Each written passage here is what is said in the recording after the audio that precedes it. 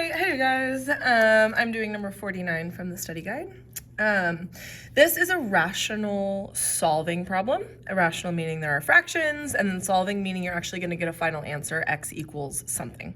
So first step always is to make sure everything is factored. So I have numerators that look fine. This is the only thing that I need to make sure is factored. And I can first see a GCF. So please don't forget to factor out GCFs if you can. That's the very first thing you should do. So as I factor this, when I take out the 2, I now have a quadratic that I can just do a quick diamond problem with. Now, whatever factoring method you use, it doesn't matter, but let's say off to the side, you're gonna do a little bit of factoring. This is gonna be x minus 1, x plus 2. And when I change this into this, holy man, those are the exact same things that were in my other denominators. So when I rewrite this, everything is factored and I can move on to my second step. Now my second step is to make sure I have a common denominator.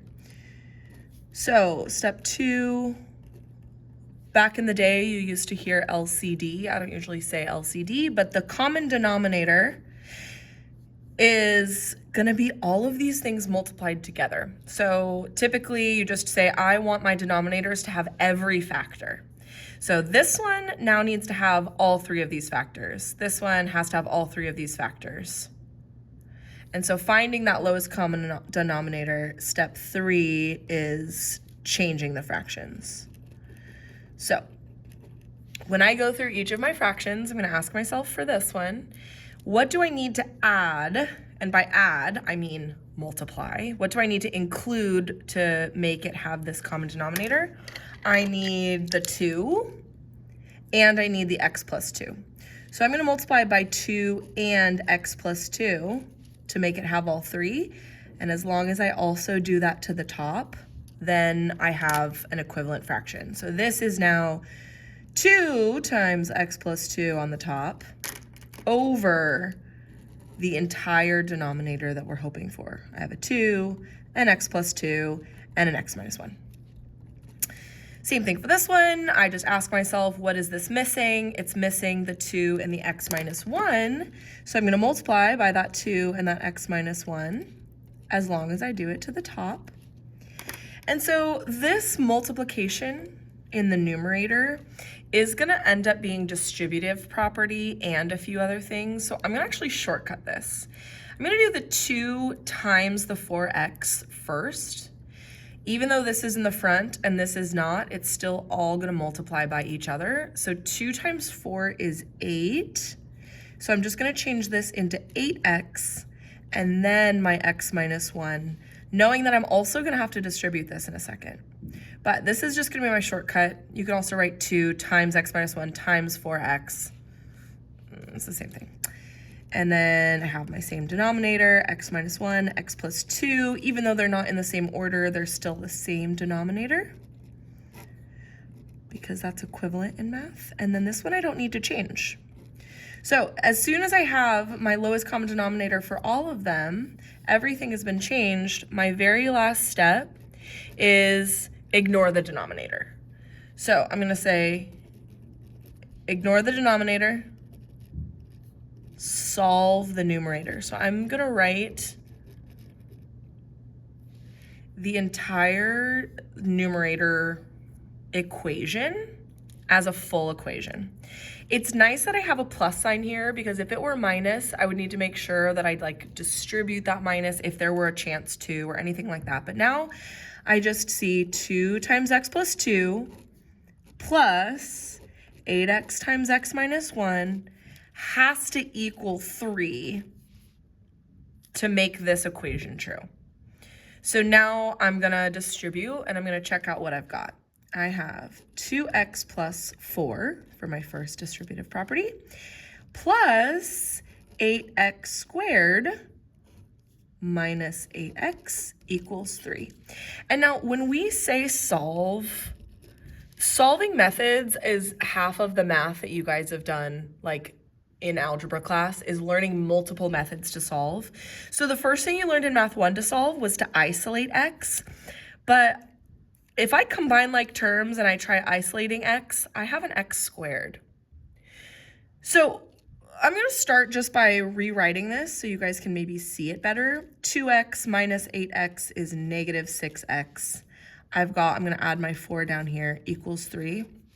And so I combined the only like terms I have, and I rewrote it, and it turns out this is not solvable by isolating. It's a quadratic, so you need to solve with your quadratic methods.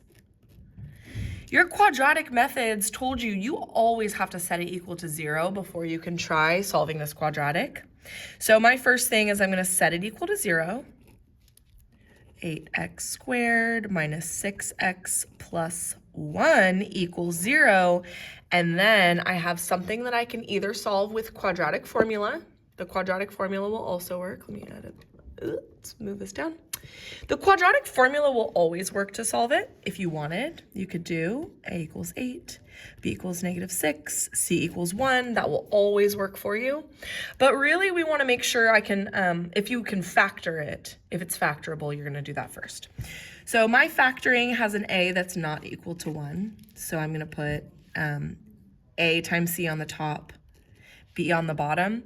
And if I can find two numbers that multiply to 8 and add to negative 6, well, 4 times 2 are 2 factors of 8, and if both are negative, then they will add to negative 6. I'm not sure how you personally do this. There's 2 steps. Either you could put it into a box, and you can put your 8x squared here, and your 1 here, and your negative 4x here, and your negative 2x here, because those are the other 2 terms. That's what some people like to do. The other thing you can do is split it into 4 terms and then factor by grouping. So either one of these is correct. 8x squared minus 4x minus 2x plus 1 equals 0. And so this is just a visual tool of rewriting this. But I know a lot of my students have decided that they prefer not to use the visual tool. My students like to factor by grouping because we've been practicing this anyway. This is on your final anyway, but it's the same exact thing. You're going to find the GCF of the box, or you're going to find the GCF of these. So I have 4x, and then x minus 1 minus 1. Oh no. Is this not factorable? Am I going to have to get this video out of here? Or I'm stupid, that's all. Oh, you know what? This is actually better that I made this quick little freak out mistake, because when you guys are making mistakes, you have to go back and check your work, because we know these 2 factors have to be the same. So kind of, maybe this is a better thing that I made this mistake. If this factor and this factor aren't the same, then it's not factorable, but I just checked my work and I accidentally forgot the 2 here to multiply to be 8. And so now that these 2 are the same, my factors are 2x minus 1, which you would get if you did the box, times 4x minus 1, which would you get if you did the box also. This would also be the same answer. And you're solving with zero product property. So I'm going to solve this equal to 0 and this equal to 0. 2x minus 1 equals 0, or 4x minus 1 equals 0. If I add 1 to both sides and divide, I get x equals 1/2, and I get x equals 1/4 as my 2 solutions. Those are the solutions I'm so glad we barely ran out of space. Those are the 2 solutions on the key. Next semester, you guys are going to learn that you need to check and make sure these solutions are part of the domain. If your solutions are not in the domain, then you're like, that actually doesn't work. But anyway, that's the answer. Here's your steps again. Make sure it's factored, find the lowest common denominator, and multiply. And so this is really the money step for rationals, is knowing that you need to have the lowest common denominator, multiply the fractions, and then just pay attention to the numerator. And then you solve with whatever method you know how to solve with. All of this is a Math 2 skill, is just solving a quadratic. So, cool. Good luck.